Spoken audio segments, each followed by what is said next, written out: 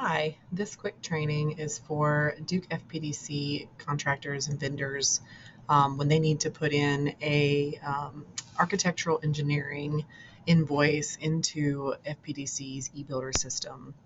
eBuilder has recently changed some of its branding and naming over to Trimble Unity Construct. So just to be clear on what you're seeing on the screen, Trimble Unity Construct is now the name that they list for everything. But to get to this website is still going to be used at the app.ebuilder.net. If you are a licensed user, this is the way that you will submit any invoices for our architects, engineers, and consultants. You will first log into your eBuilder, which I've already done here, and then you're going to navigate over to your project that you're going to be putting your invoice in, which we can use this drop-down box over here on the right-hand side. I'm going to select the project that I'm going to do for today. And once it opens up, it doesn't really matter which tab it opens up over here. We're going to go to this left-hand navigation pane, and we are going to go to Processes. If you select Processes from the top tab, it will take you back out of the project, so make sure that you're only using the left-hand navigation. Once you get to Processes, you may have some filters defaulted here, as this one does, that may show you what some of your existing processes are, but we're going to be starting a process today, so I'm going to dismiss that filter. And I want you to notice that you have a Start Process button over here on the right top corner of the screen. It's blue, and we're going to click that Start Process button. And then here it only gives us a drop down of a few options, so we don't have to search for anything, but we're going to choose the AEPA, Architecture and Engineering Invoice. And then we're going to hit Start AEPA. From this, a new window pops open, and I'm going to expand this a little bit so we can see everything. From here, you will take your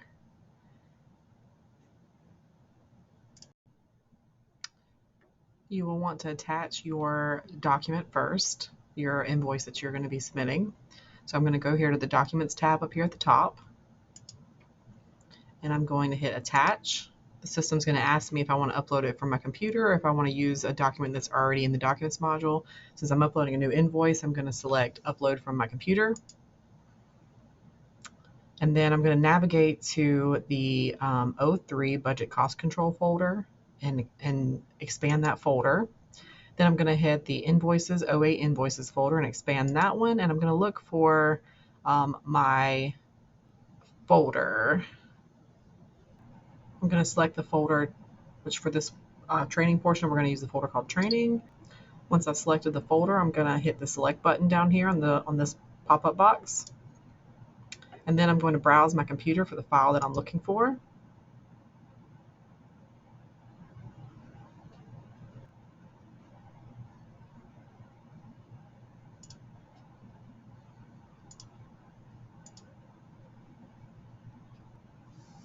Once the file is uploaded, I'm going to hit the Done button, and now my invoice is going to be loaded into eBuilder. From here, we can open it a couple different ways to pull in our information from the invoice. We can either open it from where we just uploaded it here, but for this training, I'm going to use where I've already got this open on a Adobe file. So I'm going to go back over here to these tabs at the top, and I'm going to hit Details. Then I'm going to select my commitment here. And then we're going to give it an invoice number based on what is on our invoice over here, this 26091.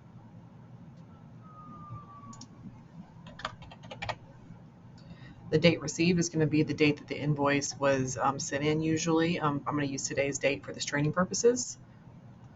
The invoice date will also be the same. So typically we'll just use whatever is on here, November 22nd, 2023.